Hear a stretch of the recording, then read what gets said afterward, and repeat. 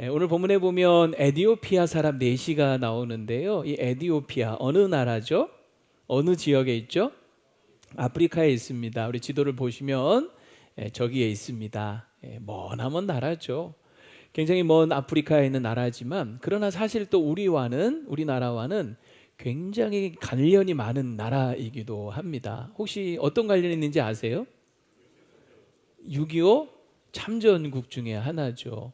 군대를 파견한 16개 국가가 있었는데 그 중에 아프리카에서는 유일하게 지상군 전투 병력을 파병했던 그런 나라입니다. 무려 5차례에 걸쳐서 6,037명을 파병을 하죠. 그것도 왕의 친위대 가운데 자원자를 받아서 이렇게 보냈는데요. 그래서 얼마나 용맹하게 잘 싸웠는지 6.25 전쟁 동안 253번의 전투 중에 한 번도 패한 적이 없는 무패 신화를 자랑하는 그런 이 군대였다고 하죠. 그래서 휴전협정 중에 포로가 한 명도 없었다 하는 그런 얘기가 있어요. 춘천에 가면 그 에디오피아 군 그 전적비가 이렇게 있습니다. 또 에디오피아 하면 또 뭐가 생각나죠? 커피 커피 산지죠. 커피 좋아하시는 분들 아마 제일 유명한 게 또 아마 예가체프 산미 풍부한 그런 이 커피로도 아주 유명합니다. 또 여러분 에디오피아 하면 또 생각나는 게 뭐가 있어요? 그렇습니다. 요즘 올림픽 한창 진행 중인데 올림픽 마라톤 2연패를 달성한 그것도 맨발로. 그래서 맨발의 영웅 아베베. 기억 안 나십니까? 너무 오래된 얘기인가요? 그래서 왜 맨발로 뛰었느냐 했더니 신발이 없어서라고 얘기를 했다고 하죠. 그만큼 가난했던 나라이기도 합니다. 근데 이 에디오피아라고 하는 이 나라가 성경에도 보면 이스라엘의 역사 속에서도 꽤 깊은 관련이 있어요. 열왕기상 10장에 보면 주전 10세기 솔로몬이 통치하던 때에 스바 여왕이 이 솔로몬의 명성과 지혜를 듣고 이제 방문을 하게 되는데 이 스바 여왕이 지금 이 에디오피아 지역의 왕으로 이렇게 추정을 많이 합니다. 그래서 이 에디오피아, 그러니까 지금 우리가 아까 지도 한번 다시 보여주면 그 지도에 있는 그 에디오피아보다 사실은 이 성경에 있는 그 스바 에디오피아로 알려져 있는 그곳은 약간 이집트 더 남쪽, 이집트의 바로 남쪽. 지금 지도상으로는 어디예요? 수단 그 밑에 남수단 이렇게 표시되어 있죠. 아마 저 지역이었을 것으로 이제 추정은 해요. 그래서 이 에디오피아가 그래서 이 이스라엘 역사하고도 깊은 관련이 있는데 제가 저 남수단 가봤잖아요. 2013년도에 파병을 받아서 저곳에서 한 7개월 정도 파병 생활을 했는데 정말 그 아프리카 사람들 중에서도 새까만 사람, 원래 이제 아프리카인들 흑인들도 이 컬러가 좀 다 있거든요. 근데 그 중에서도 정말 새까만 사람들이 저 지역 사람들이에요. 그래서 밤에 이렇게 보면 흰 눈동자하고 흰 이빨밖에 안 보여요. 막 둥둥 떠다녀요. 그런 정도로 아주 새까만데, 그래서 이 저 지역의 사람들을 구수 사람이라고 얘기하는데, 구수라는 말은 검다, 까맣다 그런 의미가 있어요. 그래서 그 지역의 사람 중에 오늘 이제 본문에 보면 이디오피아 내시가 나오는데요. 아마 이 스바 여왕 방문 이후로 여호와 하나님에 대한 신앙이 이 지역에 좀 전해졌겠죠. 그러면서 그 가운데 절기 때마다 아마 예루살렘 성전을 방문한 사람들이 생기지 않았을까. 그 중에 한 사람이 오늘 또 본문에 등장하는 이 내시인 거죠. 27절 말씀에 보면 이 내시에 대한 정보가 조금 더 나오는데요. 에디오피아 여왕 간다게의 국고를 맡은 자라고 되어 있어요. 이 간다게라고 하는 것은 사람 이름이 아니고 칭호입니다. 칭호. 왕에 대한 칭호죠. 예를 들면 우리가 로마의 황제를 뭐라고 칭하죠? 시저라고 하죠. 우리나라 말로 가이사라고 보통 얘기를 해요. 또 바로의 왕은 뭐라고 합니까? 다시 애굽의 왕은 뭐라고 합니까? 바로, 파라오라고 보통 부르잖아요. 그것처럼 이 에디오피아의 여왕은 간다게라고 했다는 거. 이름은 따로 있는 거죠. 어쨌든 이 간다게의 여왕의 국고를 맡은, 그러니까 나라의 국가 살림을 맡은 그런 관리였다는 거예요. 그러니까 국가 재정을 담당한 대단한 고위급 관리였던 거죠. 그러니까 그 땅에서는 굉장히 출세한 사람이라고 보시면 틀림이 없습니다. 굉장히 성공한 사람이죠. 그런데 그는 또 한편으로 여호와 하나님에 대한 이런 종교적인 열심도 있었던 거예요. 어떤 열심이었냐면 오늘 예배하러 오잖아요. 그가 어떤 개인적인 자격으로 왔는지 아니면 국가에서 공식적으로 파견한 사절단으로 왔는지는 정확하지는 않아요. 하지만 한 2000km, 직선거리를 2000km 떨어진 그 에티오피아에서 이 예루살렘까지 그는 멀고 먼 길을 강을 건너고 사막을 건너고 국경을 넘어가면서 예배하러 온 거예요. 오늘 본문에 보면 예배하러 왔다라고 분명히 기록을 하고 있지 않습니까? 또 한편으로 이 에티오피아의 내시는 성경에 대해서도 관심이 많았어요. 그렇게 예배하고 돌아가는 길에 28절에 보면 뭘 합니까? 자, 28절 뭐 하고 있어요? 수레에 타고 선지자 이사야의 글을 읽어요. 수레를 타고 가면서 그 흔들거리는, 어찌 보면 참 피곤하고 지쳐있는 가운데서도 그는 성경을 읽은 거죠. 그가 성경을 가지고 있다는 것만도 참 대단한 일이라고 생각이 듭니다. 왜냐하면 성경이 지금처럼 이렇게 막 인쇄돼서 보급된 시대가 아니잖아요. 당시에 성경은 전부 다 사람의 손으로 직접 필사한 거거든요. 그것도 종이가 없기 때문에 양피지, 양의 껍질을 가죽으로 이렇게 만든, 그래서 두루마리 보통 성경이라고 하죠. 굉장히 희귀합니다. 사람이 직접 쓴 거고 양피지고, 그래서 희귀한 만큼 구하기가 어려운 거고, 구하기 어려운 만큼 값은 어떨까요? 엄청 비싸겠죠.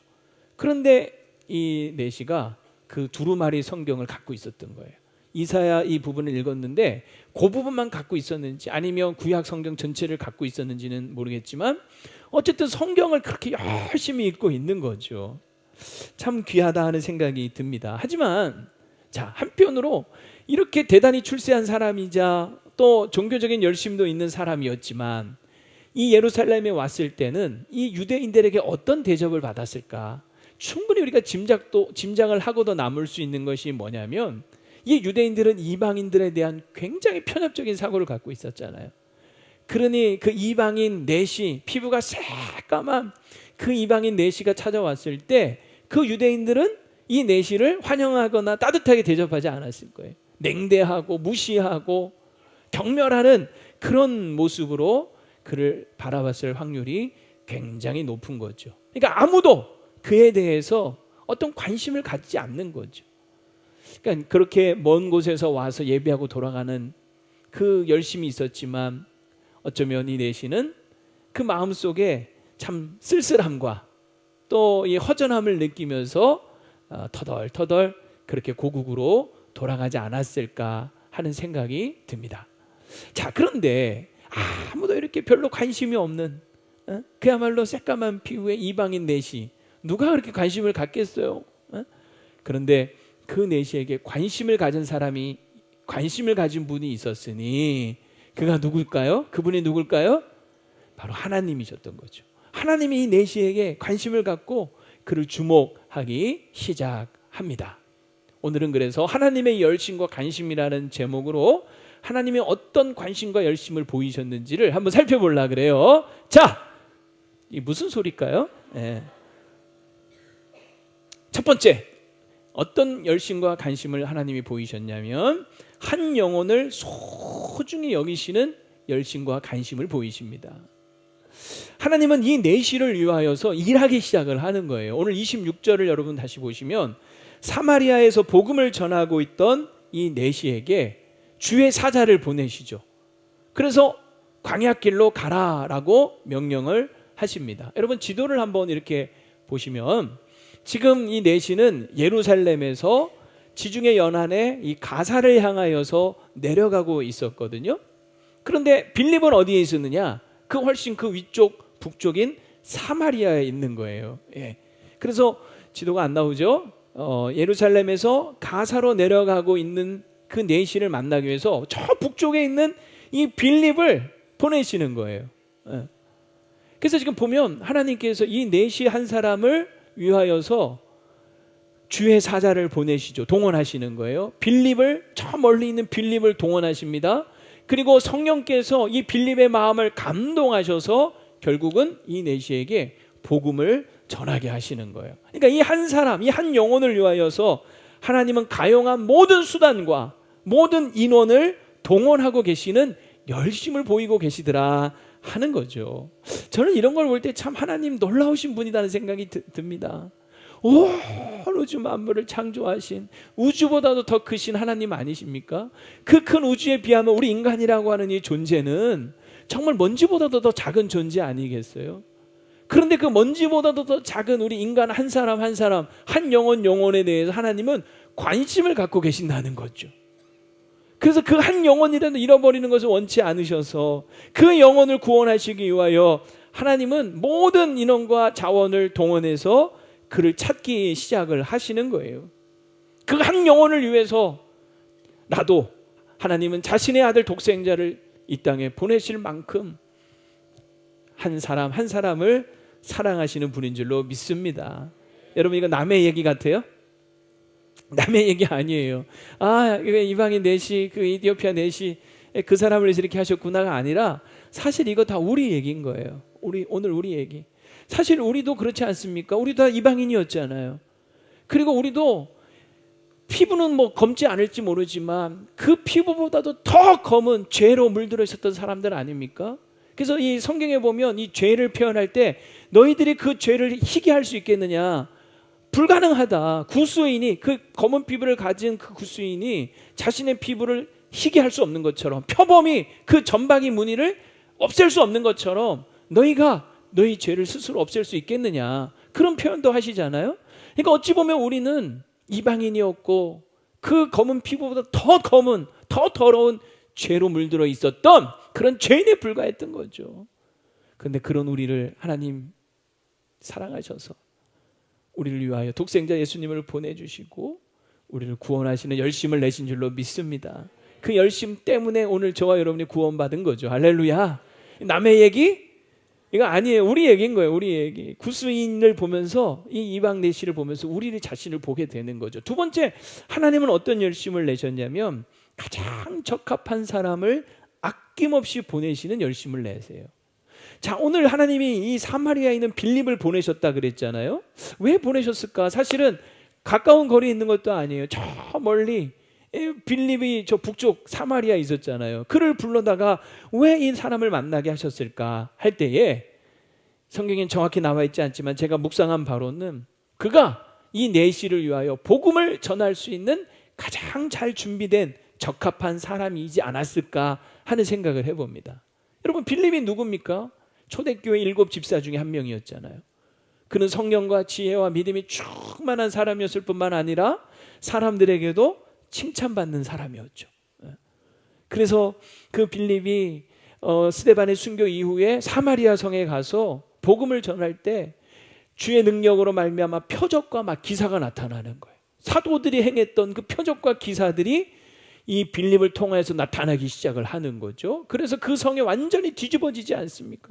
빌립이 전한 복음을 듣고 예수님을 믿기 시작합니다.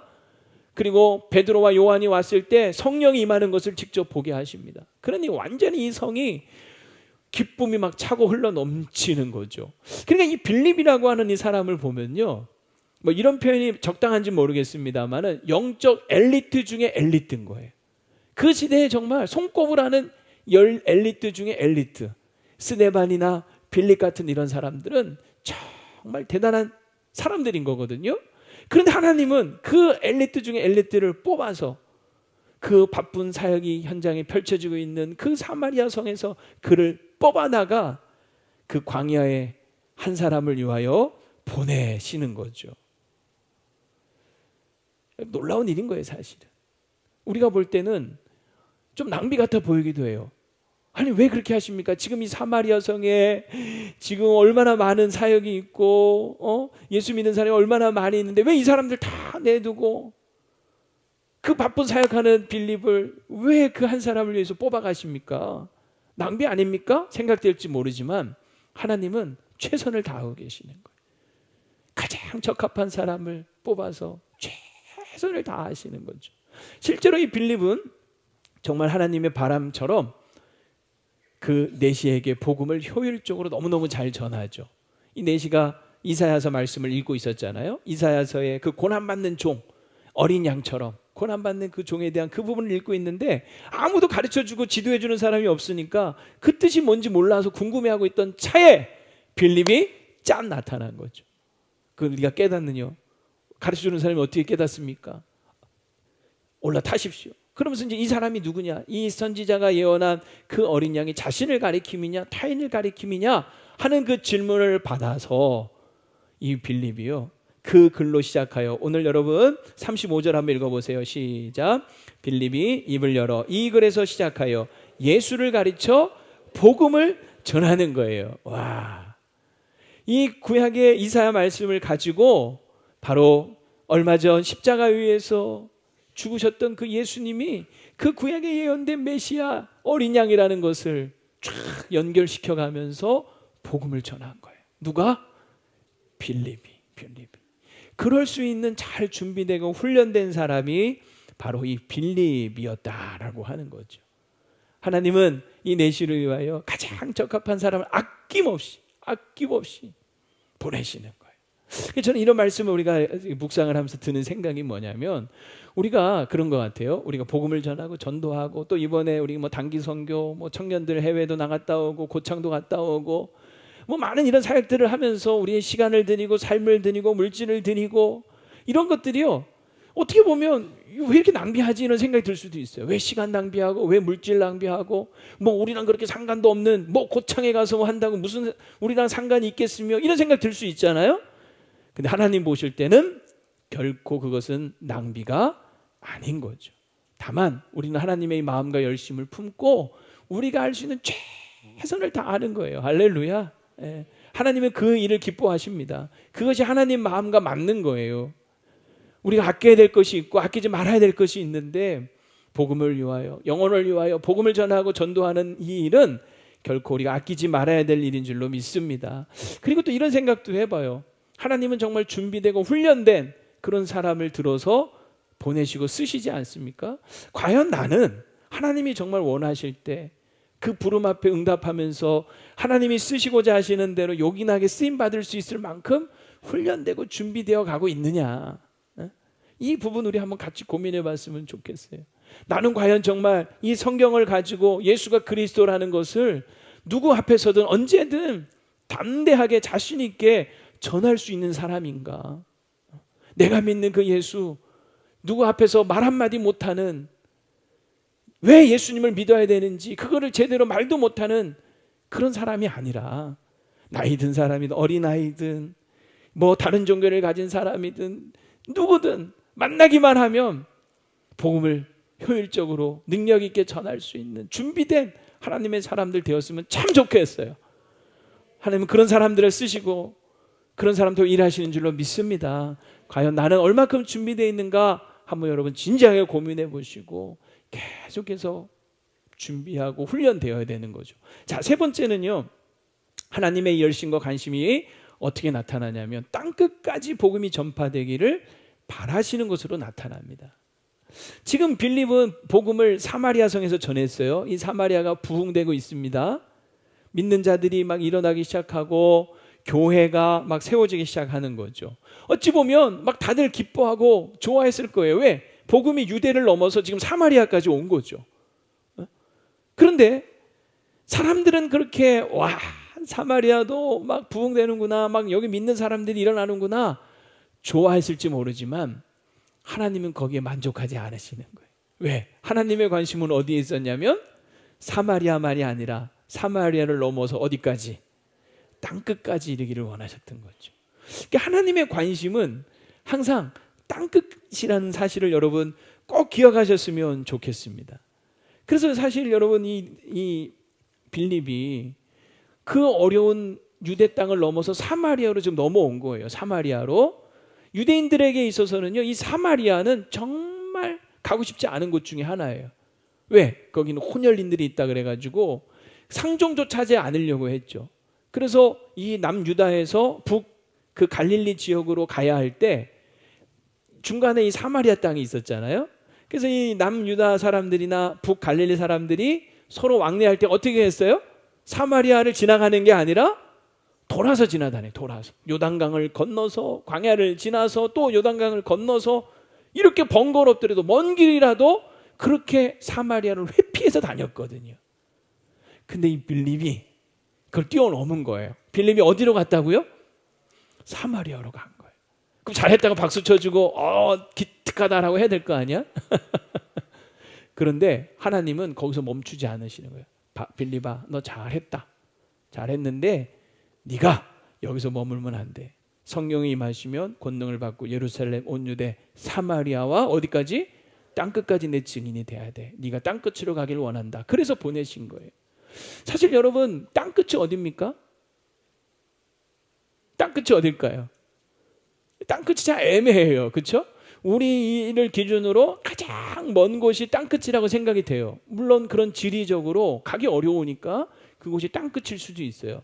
하지만 이 지리적인 땅끝만이 아니라 진짜 우리에게 더 땅끝은 뭐냐면 심리적인 땅끝이 있어요. 이 심리적인 땅끝은 뭐냐면 거리가 아무리 가까워도 내 마음에서 멀리 있는 곳이에요. 그래서 가고 싶지 않은 곳, 아무리 가까워도 쳐다보고 싶지도 않고 가고 싶지 않은 곳. 여러분 그런 곳 있어요, 없어요? 있죠. 예. 아유, 난 저 사람한테는 복음 안 전할래. 아유, 난 저 사람하고는 말도 섞고 싶지 않아. 아유, 나는 저기는 절대로 가서 예수 믿으라고 전도하지 않을 거야. 그런 어떤 심리적인 그런 땅끝이 다 있을 거예요. 근데 하나님의 관심과 열심은 우리가 그 땅끝으로 가기를 바라신다는 거예요. 거기 가서 복음을 전하라는 거예요. 그 담을 뛰어넘으라는 거예요. 사실 여러분, 이 내시는 좀 전에 얘기했지만 이방인이자 내시잖아요. 그리고 또 피부도 까만 사람이에요. 그러니까 유대인들에게 있어서는요, 정말 경계하고 싶은 사람인 거죠. 이 이디오피아는 당시에 이 땅끝으로 많은 사람들이 알고 있었어요. 그러니까 지리적으로도 사실 먼 곳에 있었지만 그 땅끝에서 올라온 이 한 사람 내시를 하나님은 잃어버리고 싶지 않았던 거예요. 그런데 문제는 다 심리적인 벽들을 가지고 그를 멀리하고 회피하고 경계하고 있었다는 거죠. 하나님 그거를 뛰어넘어서 빌립에게 가서 복음을 전하라라고 하신 겁니다. 수레에 가까이 가라 하니까 빌립이 가서 가까이 가보니 이사야서 말씀을 읽고 있는 거예요. 그래서 그 말씀을 통하여 복음을 효율적으로 전하게 되는 거죠. 여러분 꼭 기억합시다. 하나님의 관심과 열심은 어디에 있다고요? 땅끝에 있어요. 우리로 하여금 땅끝에 가기를 원하십니다. 지리적 땅끝만이 아니라 심리적 땅끝, 그곳이 어디입니까?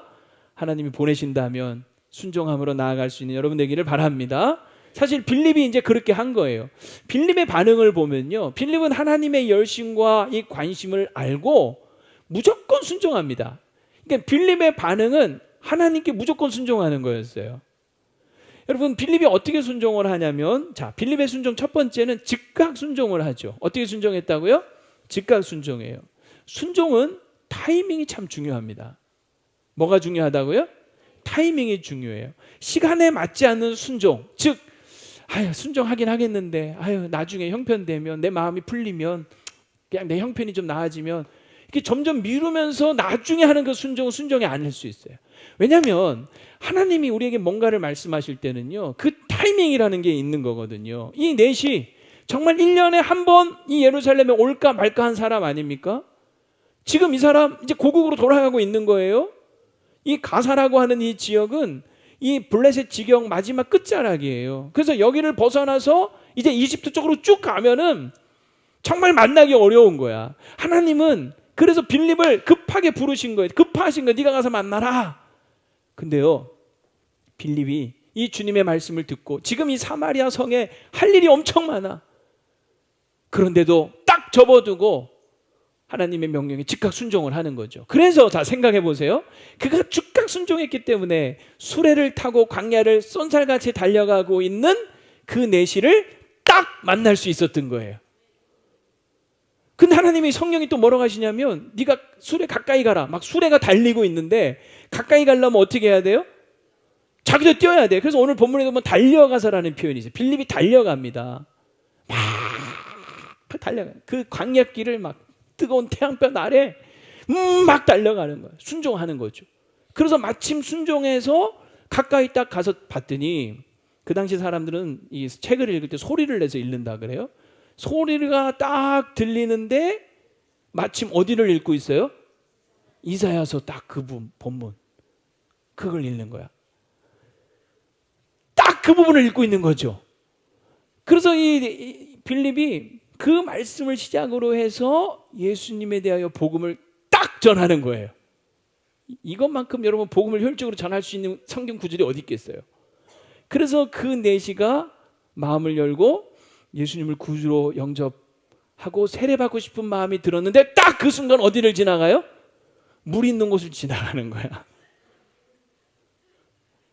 딱딱딱딱 시작. 딱딱딱 순종했더니요, 이 딱딱딱딱이 딱 맞아 떨어진 거야. 만약에 이 빌립이 그 순종하기를 머뭇거리고 주저했다면 수레는 그냥 지나가 버리고 말았어. 놓쳐버리고 말았어. 순종하지 않고 머뭇거렸으면 마차를 못 따라갔을 거예요. 그러면 듣지도 못했을 거예요. 복음을 전할 기 다 잃어버리는 거죠. 그래서 순종은 뭐가 중요하다? 뭐가 중요하다? 타이밍이 중요한 거예요. 타이밍. 예. 여러분, 하나님이 우리에게 말씀 주시고 감동 주시고 할 때 자꾸 순종하기를 미루지 마세요. 그 미루면 꼭 후회해요. 그때 순종할 걸. 후회하지 마시고 힘들어도 주께서 말씀하실 때 순종 즉각 할 수 있는 우리 모두가 되기를 축복합니다. 근데 왜 사람들이 자꾸 이렇게 타이밍을 놓치냐 할 때 그 이유가 계산하기 때문에 그래요. 근데 빌립은 계산하지 않았어요. 이 순종하는 이 빌립의 두 번째 모습은 계산하지 않았다라고 하는 겁니다. 사실 이 빌립이 지금 사마리아 성에 엄청난 부흥이 일어나고 있잖아요. 그것에 비교해서 지금 광야로 가라? 말도 안 되잖아요. 광야는 사람이 없는 곳이에요. 그래서 광야인 거예요.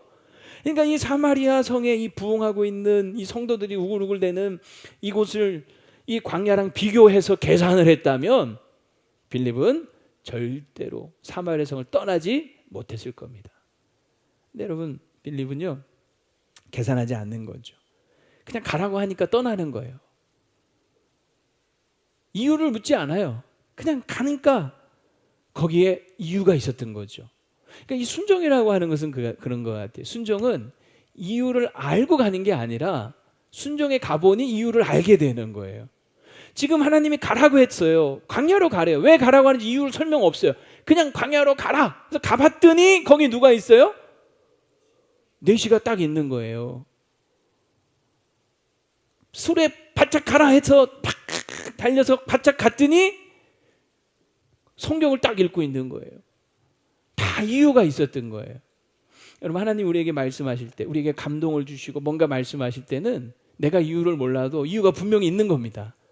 그러니까 주님이 말씀하시면 여러분 의심하지 말고 계산하지 말고 순종할 수 있기를 축복합니다.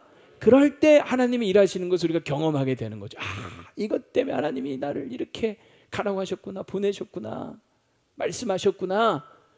이 경험치들이 계속해서 쌓일 때 우리의 믿음이 커가는 거예요. 자, 이렇게 순종한 결과 어떤 일이 벌어지느냐? 두 가지 일이 벌어지는데, 하나는 이 내시가 예수님을 믿고 세례를 받겠다라고 얘기를 합니다. 이 내시가 복음을 들으니까 아마 가슴이 뜨거워졌겠죠. 근데 마침 물 있는 곳을 지나가는 거예요. 아마 빌립이 예수님을 믿고 회개하고 세례를 받으면 성령을 선물로 받으리라, 아마 이렇게 결론을 내렸을 것 같아요. 대부분 초대교회 복음의 메시지가 그거였거든요. 회개하고 세례를 받으면 성령을 선물로 받으리라. 그랬더니 이 내시가 뜨거운 심정으로 내가 세례 받는데 무슨 자격이 없겠느냐, 누가 뭐라고 했죠? 내 무슨 거리낌이 있겠느냐라고 이야기를 하죠. 그때 빌립이 뭐라고 했느냐? 자, 37절 한번 읽어보겠습니다. 37절 시작. 없어. 없어. 우리 성경에 보면 37절 가로 없음이라고 돼 있어요. 근데 사실은 없지만 거기 각주가 딱 붙어 있어요. 2위 각주. 이 각주가 뭐라고 돼 있냐면, 자, 여러분 화면 한번 보시면 다 같이 시작. 어떤 사본에는 빌립이 이르되 네가 마음을 온전히 하여 믿으면 가하니라. 대답하여 이르되 내가 예수 그리스도께서 하나님의 아들인 줄 믿노라가 있음. 그러니까 어떤 사본에는 이게 있다는 거예요. 근데 어떤 사본에는 없어요. 그래서 우리 성경에는 지금 이게 빠져 있지만 충분히 이런 가능성이 있는 거죠. 그러니까 이 빌립이 이 사람에게 세례를 줄 때 그냥 무턱대고 준 게 아니었던 거예요. 이 신앙의 고백을 듣고 이 고백으로 그는 세례를 베풀었던 것이죠. 사실 요즘은 이 세례 받는 게 참 복잡해요, 그렇죠? 최소 우리 학습받고 또 6개월 기다렸다가 세례받고 한 1년은 최소 걸리는 것 같아요. 근데 성경에는 보면요, 이런 복잡한 절차나 기간이 없어요. 우리가 교단에서 소위 안전빵으로 세례를 잘못 베풀지 않도록 이런 절차와 장치를 마련한 거지, 성경적인 세례는 그냥 믿는 믿음의 고백만 있으면 언제든지 줄 수 있는 거예요. 근데 여러분 생각을 해보세요. 어떤 한 사람이 예수님을 믿고 세례를 받았다? 이거 정말 여러분 너무 보람된 일 아닙니까? 저는 개인적으로 사실 이런 경험이 한 번 있었는데요. 제가 전라도 광주 31사단에서 근무할 때였어요. 이 사단 그 본부는 이 광주에 있었지만 이 예하 부대는 이 전라도 전 지역에 그 전라도 그 해안가에 대부분 다 깔려 있었어요. 그 중에 정남진 소초라고 하는 소초가 있었습니다. 여러분 동쪽 정동으로 가면 뭐가 있죠? 정동진이 있죠. 남쪽 끝에 정남으로 가면 뭐가 있어요? 정남진이 있어요. 거기에 소초가 하나 있었는데 한 30여 명 우리 병사들이 군 생활을 하고 있었어요. 우리 사단 교회에서 여전도 회원들과 함께 삼겹살을 구워주러 이제 간 거예요. 위문을 하러. 사진 한번 보여드릴게요. 이거 사진 찾는데 어제 1시간 정도 걸렸어요. 2012년도입니다. 2012년도. 그래서 이렇게 맛있게 삼겹살을 구워주니 애들이 얼마나 좋아하겠어요. 근데 이게 중요한 거는 삼겹살만 구워주는 게 아니라 우리 집사님들이 뭘 했겠어요? 복음을 전하는 거죠. 예수님에 대해서 전한 거예요. 그런데 어떤 한 이등병 하나가 그 복음을 듣고 예수님을 영접하고 자기 세례 받고 싶다는 거야. 우리 집사님이 세례 받으라고 권하지도 않았는데 자기 세례 받고 싶다는 얘기를 했다고 저한테 얘기를 하는 거예요. 목사님 어떻게 해요? 근데 이 정남진 소초하고 이 사단이 광주하고 오려면 뭐 한 3시간 더 걸리는 거예요. 올 수가 없어요. 그래서 제가 어떻게 할까 생각하다가 여기서 세례를 줘야 되겠다 해가지고 그 소초에서 세례를 줬어요. 사진 한번 보시면 그 소초 주차장 세멘트 바닥에 이 아이가 무릎을 꿇고 이제 문답을 한 거죠. 예수님 구주로 믿느냐? 믿겠다. 믿는다라고 고백을 듣고 세례를 주는데 물은 어디서 났어요? 그 생수병, 500ml 생수병. 우리 권사님이 손에 이렇게 따라주면 뭐 이 성찬기가 세례기가 어디 있어? 따라주면 그 물로 이렇게 세례를 줬어요. 권승훈이라고 하는 친구예요. 이게 제가 확대해 보니까 이름표에 권승훈이더라고요. 저는 보지 마세요. 2012년도. 그래서 마지막으로 우리 소초원들과 함께 기념사진까지 이렇게 찍었던 기억이 납니다. 제가 군목으로 한 24년 군생활 하면서 정말 많은 곳에서 복음을 전하고 세례를 베풀었고, 특히 육군훈련소에 있을 때는요, 막 1년에 7만 명, 8만 명 세례식을 막 해서 막 세례받게 했거든요. 근데 그 중에서도 저 정남진, 남쪽 그 정남에 있는 그 소초에 이 권승훈 이 친구에게 딱 한 사람 그 세멘트 바닥에 무릎 꿇고 세례 베풀었던 그게 제게 얼마나 큰 기쁨이고 보람인지 몰라요. 저 친구가 앞으로 그 뒤로 어떻게 살았는지는 아직 모르겠어요. 혹시 이 영상을 보고 본인이 보든 혹시 다른 사람이 보든 보고 좀 연락이 됐으면 참 좋겠다 하는 생각도 듭니다. 여러분, 우리가 누군가에게 복음을 전해서 그 사람이 예수님을 영접하고 세례까지 교회에서 받았다. 여러분, 이보다 보람 있는 일이 어디 있겠어요? 세례를 받는다는 것은 우리 교회의 공식적인 처치 멤버가 된다는 것뿐 아니라 그 세례 신앙 고백이 뭡니까? 예수님과 함께 죽고 예수님과 함께 다시 사는, 나는 예수님의 것입니다 라는 고백, 나는 살아도 주를 위해 죽어도 주를 위해 죽겠습니다 라는 그 신앙의 결단과 고백이 세례 아닙니까? 그래서 여러분, 우리가 주께 순종해서 열심히 복음 전하여 우리로 인하여 이렇게 세례받는 사람들이 많이 일어날 수 있기를 축복합니다. 두 번째로 이 순종한 결과가 뭐냐면요, 기쁨으로 이 사람이 광야길을 가게 되는 거죠. 오늘 39절에 보면 둘이 물에서 이제 올라옵니다. 세례를 베풀고, 그러자 주의 영이 이끌어 빌립을 다른 곳으로 데려가고, 내시는, 그 다음 다 같이 시작, 내시는 기쁘게 길을 가므로. 어떻게 길을 갔다고요? 기쁘게 길을 갑니다. 아마 이 내시는 세례받고 막 춤추면서 기뻐서 노래하면서 그 길을 갔을 거라고 생각을 해요. 사실 그 길은 쉬운 길 아니에요. 편한 길 아니에요. 광야길이요, 또 나일강을 건너야 되고 국경을 넘어야 되는 위험천만한 길이에요. 무더위와 또 폭우가 쏟아질 수 있는 그런 험난하고 고생길이었지만, 이 사람 지금 어떻게 길을 갔다고요? 기쁘게 그 길을 가는 거죠. 무엇 때문에? 예수님 때문에. 예수님을 만나니까 인생이 이렇게 달라지는 거예요. 여러분, 우리 인생길이 광야길 같은 거 아닙니까? 이 광야길 같은 인생길 걸어가면서 예수님이 내 안에 계시고 내 삶에 늘 함께 하시니 이렇게 기뻐할 수 있는 거 아니겠어요? 우리가 누군가에게 복음을 전해서 그가 예수님을 만남으로 이렇게 기쁘게 자신의 인생을 걸어갈 수 있는 것을 보게 된다면 이보다 또 기쁜 일이 어디 있겠습니까? 우리 스스로도 예수님 때문에 늘 기쁘게 이 길을, 광야 같은 세상이지만 기쁘게 걸어갈 수 있기를 바라고, 또 우리로 인해 누군가 예수님을 만나고 그 예수님 때문에 이 광야길을 기쁘게 걸어갈 수 있는 놀라운 은혜가 있기를 간절히 바랍니다. 이제 말씀을 마치려고 합니다.